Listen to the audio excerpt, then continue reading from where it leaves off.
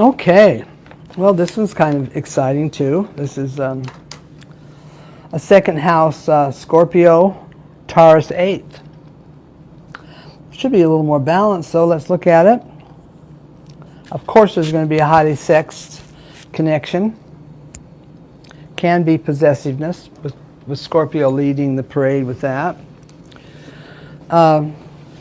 He holds within him one of the greatest gifts in the entire zodiac, for he's able to help put his partner in touch with his unconscious. Now, I thought that was pretty fascinating.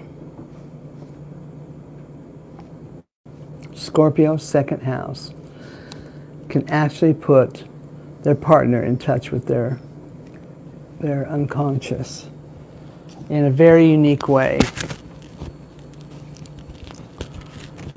So when we go around hiding our instincts, I've noticed that about Scorpios.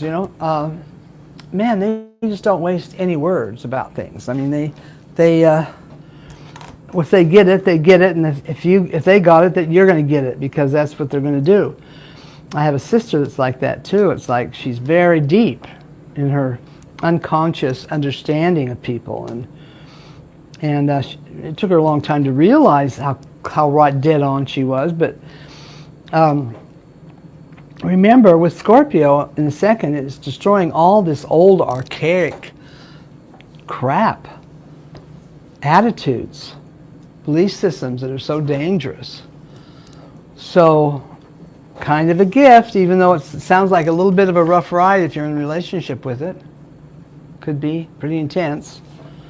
With Taurus in the 8th house, though, it creates a constant sexual urge. In other words, the five senses are attuned. It's sensual, it's earthy, it has more balance to it. The Taurus can kind of play the important role of being there and integrating all of this stuff that's so telepathic and mystical.